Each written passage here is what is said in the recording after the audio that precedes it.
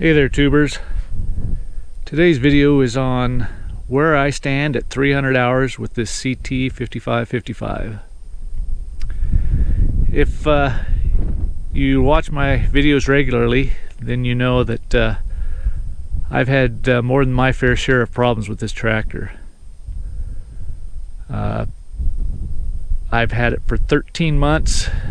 I just hit 300 hours, and it was a miracle that I hit 300 hours in 13 months, because it spent a good majority of the time this last year either broke down or in the shop.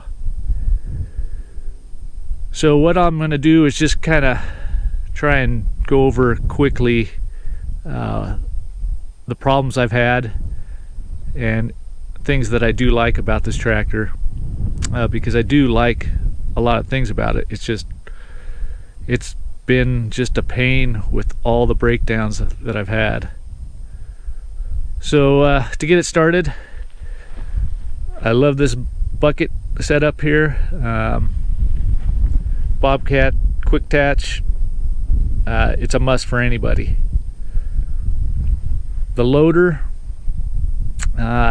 it's rated at 2,340 pounds lift capacity to full height. It has never reached that point for me. When I first got it, I barely could pick up 1,500 pounds. After working with the dealer on it, they've figured out that the calibrations for the hydrostat help improve lift capacity. And the hydrostat has been calibrated so many times that both the dealer and I have lost track. I mean, we've got to be over 100 times now, and it has improved the lift capacity. So as we stand right now, I can lift about 2,000 pounds almost to full height. Not quite. So we're still well under the rated lift capacity, and I don't know if we continue to do calibrations on the hydrostat that it would continue to improve it, or we've maxed out. It's hard to say. And the dealer has alluded, they haven't come out and said it, but they've alluded that the lift capacity stats might be overstated, which is probably more the case than anything. So that is still kind of a work in progress. I'll just kind of work my way to the back here, and I'll open the hood real quick, and then we'll look at the problems I've had inside. Alright, so now that that's open, one thing here that I absolutely love is the front axle. It is hell-bent for stout, and the turning radius is phenomenal in this thing. That's probably my favorite feature on this tractor. But to continue with the issues I've had, is I shaved down all the fan blades on this tractor last summer, and I still don't know what caused it. Bobcat at first didn't know what caused it, and then they came up with what I kind of call a shady excuse, but what their thoughts was that this relay right here has two bolts in it, and they say one of the bolts came out and was allowed that to pivot down and get into the fan. Well, it's kind of hard to show you, but there's a pretty good distance between that relay and that fan, and if only one bolt came out, there's no way that it rotated down into there. And I asked them if they had replaced that relay, and they said no, that's the original relay. Well, there's not one mark on that relay of anything, so I truly do not believe that that got into the fan. And I would have thought that if it had, I would have certainly noticed it. But they ended up just replacing the fan. The shroud is shaved right here, which is where I think the issue is. I think it's just too close to this exhaust. It got warmed up, kind of deformed just enough to get into the fan blades, and that's what did it. So I haven't had the problem since, but in my mind it's not a fully resolved issue. The next thing is the air conditioner belt. As you can see, here's the adjustment bolt for it, and you can see just how many threads are sticking out. If you get your hand back behind here and feel, there is very few threads left. In fact, I doubt you'd get 2 full turns out of this nut before you're completely out of adjustment. And that's a brand new belt. They just replaced it last week because I was complaining that the belt that came on it originally was out of adjustment, and I thought possibly that the factory had put the wrong one on. So they just went ahead, ordered a new one, put it on, and well, I'm almost in the exact same boat I was with that one. So they come from the factory with what I would call too long a belt. So, you know, if this one gets past the adjustment, then the next one I'm going to get the next size smaller belt and go from there. And as for the engine, I have no complaints about this engine. It gets good fuel economy. It has run flawlessly for me. It's got the DPF on it, and I've had no issues with that whatsoever, which was a main concern of mine.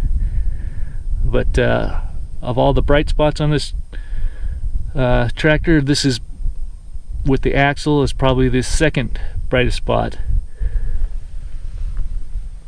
Moving on to my next issue was when I first got this tractor, I could hear kind of a clanging sound.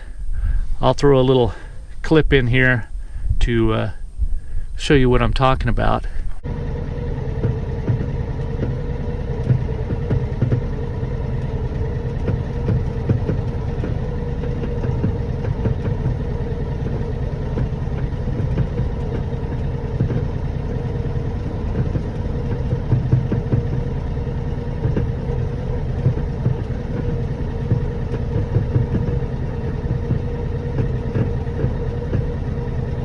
And it took me a while to figure out what it was until paint started flaking off on the hood, and that's when I figured out that this hood was hitting this cab.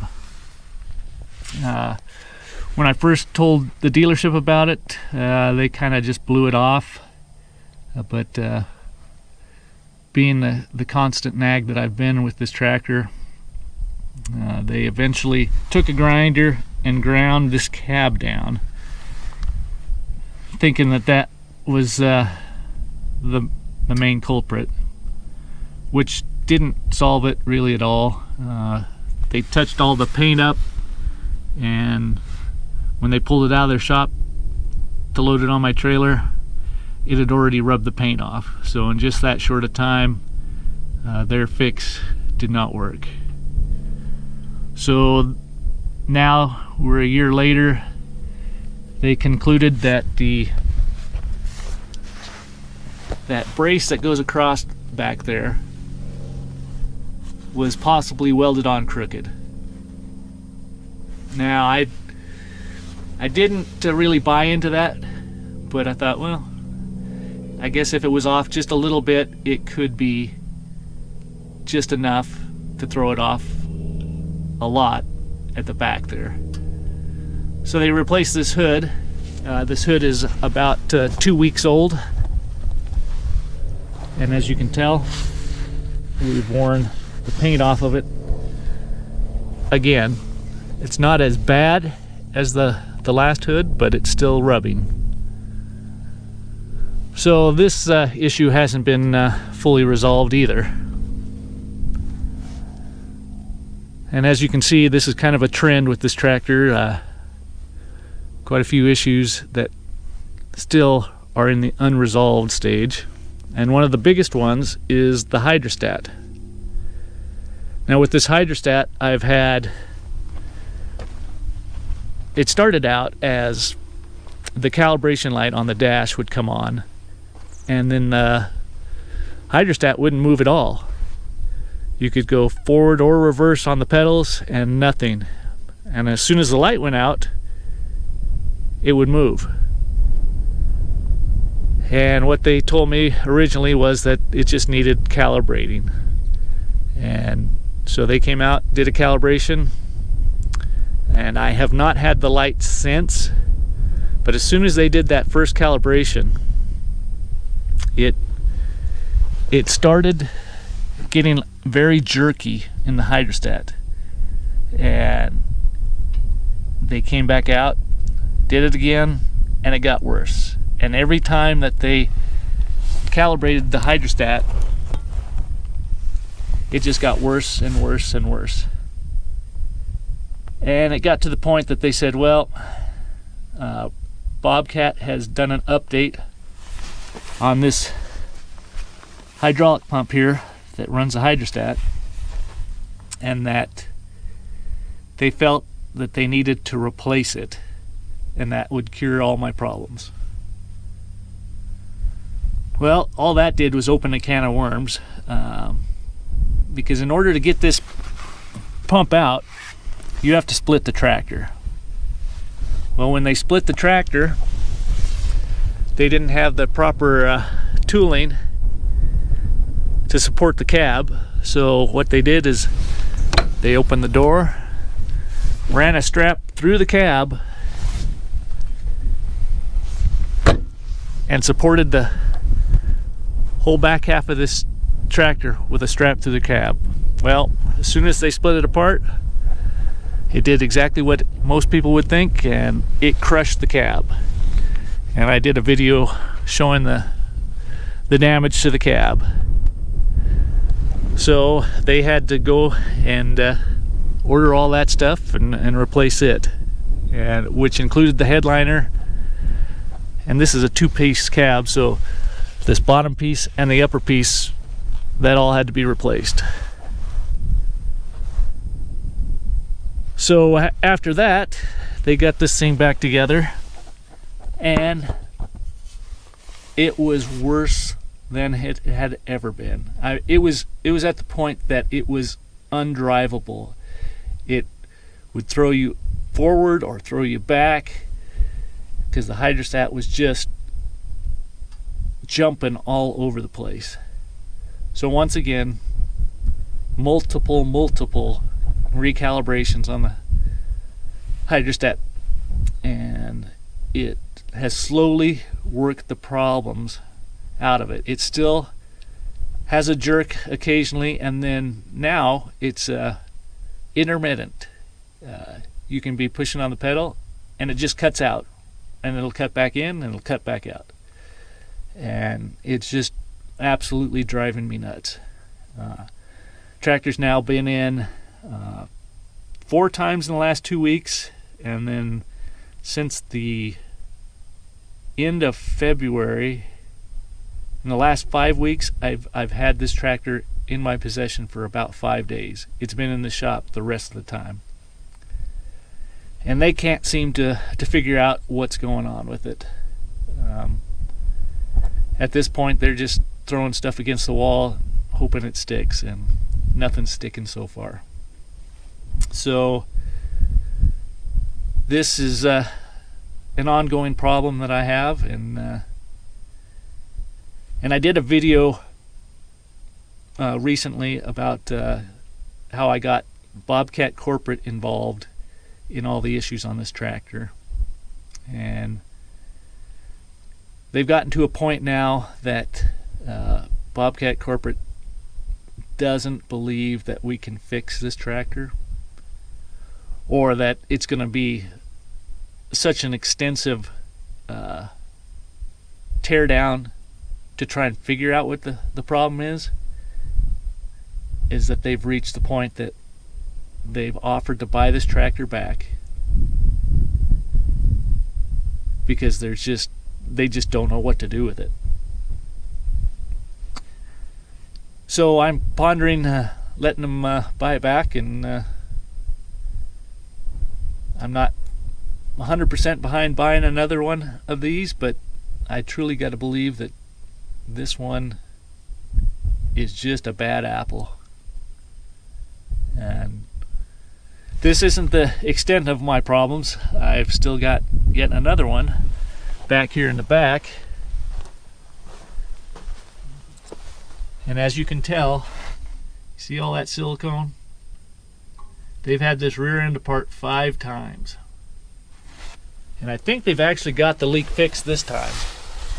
But up underneath here, hopefully you can see that, there's a little cross tube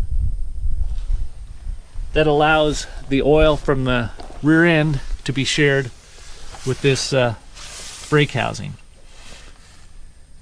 And that's where I believe the leak initiated. And what they did is, in order to get into that tube, they have to pull the wheel off, which, as you can tell, they've had some issues with pulling the wheel off. These are fluid-filled tires, and so they've been using those 2 studs that have the nuts on the outside to drive the wheel back on the hub so that they didn't have to manually try and maneuver this wheel back on. And as you can tell, when you do that and use an air wrench, it strips things out. So they've got those on order. This is actually the second set. They got the first set in, drove them in once again with an air wrench and stripped those out. So now we're on the second set that they've ordered, and hopefully those will be in shortly. But you pull that off, you pull this whole assembly apart just to get to that tube. And then that tube has no O-rings or gaskets on it. It is silicone sealed from the factory, which baffles me, but that's the way they've done it.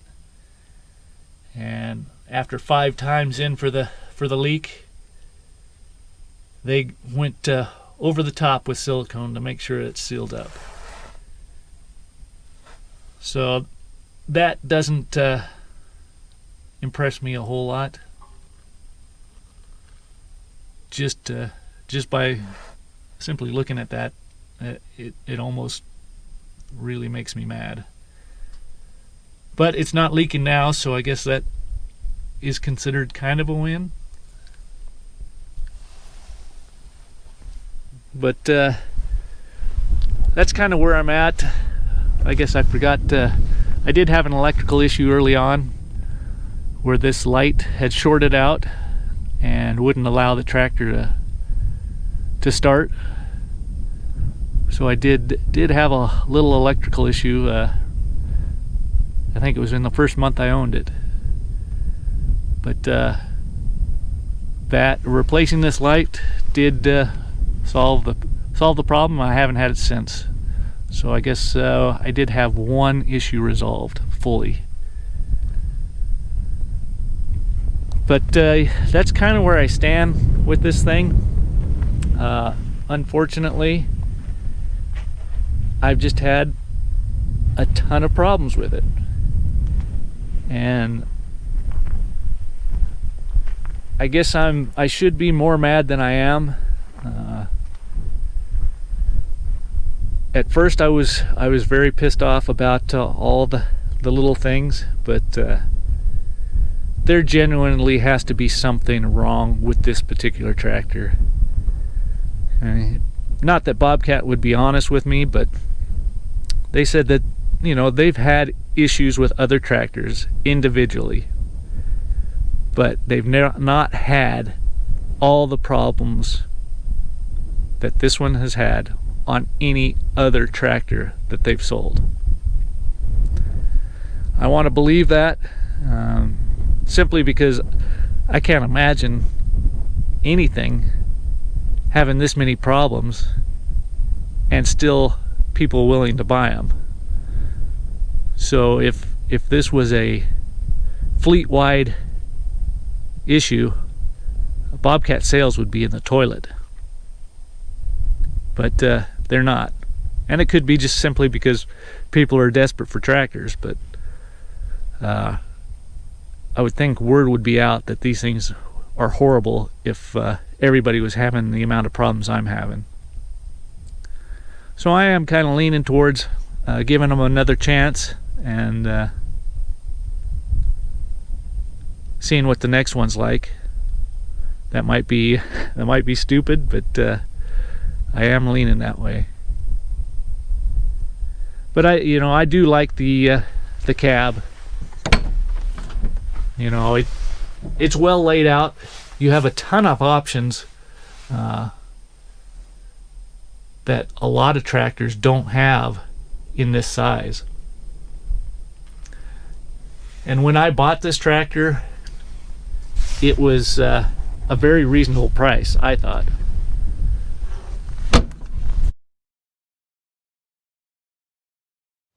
And now that Bobcat has taken such a substantial price increase over last year, I think it is almost 35% more now than what I paid just over a year ago. That is a substantial amount to increase a product, but I think that they had the prices down where they were previously just to get these tractors out into the marketplace. They wanted exposure, and they priced them to get it, and that was the main reason I bought it. I couldn't find any other tractor that had this horsepower and these options even remotely close to this price point that they had a year ago. And now with the current state of farm equipment, where if it's on a lot, it's gone the day it arrives, if you can even get it. They don't have to be at that price anymore. And now that they've bumped their prices up, it puts them right in line with everybody else, which means now everybody else is an equal player in the game of trying to decide which one to go with. So I can't say that I know for sure that I would have still bought one back then if the prices were equal across the board, but I might have. So that brings us to what Bobcat offered to do. They offered to buy my tractor back at full price for what I paid for it last year, and they would sell me a new one. It would be several months out, and they would allow me to keep this tractor in the meantime. And I balked a little bit about the big price difference between what it was last year and what they are this year. And they did adjust the price on the new one a bit for me to get it closer, and I still would need to bring some cash to the table, but it's not a substantial enough amount, I guess. I feel that I did put 300 hours on this machine, and there is a price to be paid for that. And so with what the difference is and what the hours I put on it and the hours I will put on it, I don't feel that it's too bad of a deal. It's not the greatest deal. A great deal would have been them just trading me straight across, but that's not a realistic deal, I don't think. And so I can't expect that. The fact that they did bring the price of the new one down a bit for me shows that they were willing to adjust some on their end. So it's kind of a give and take. I think it's an okay deal. I don't think it's a great deal, but I don't think it's a bad deal. So I'm kind of leaning towards doing it. I'd like to hear what your thoughts are on that and what you would do in this situation. right now I'm leaning towards taking their offer. I want to believe that their tractors are good, and that this one that I've got is just the bad apple in the bunch.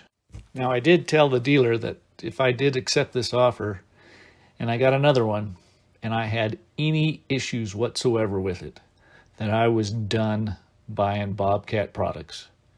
And they surprisingly said they didn't blame me. So I'll keep you informed on what I end up doing. So either the next videos will be of a brand new one and what it's like, or it'll be the continued problems I'm having with my current one. But I'll let you know. If you have any questions or comments, leave them below. Otherwise, I'll talk to you later. Bye-bye.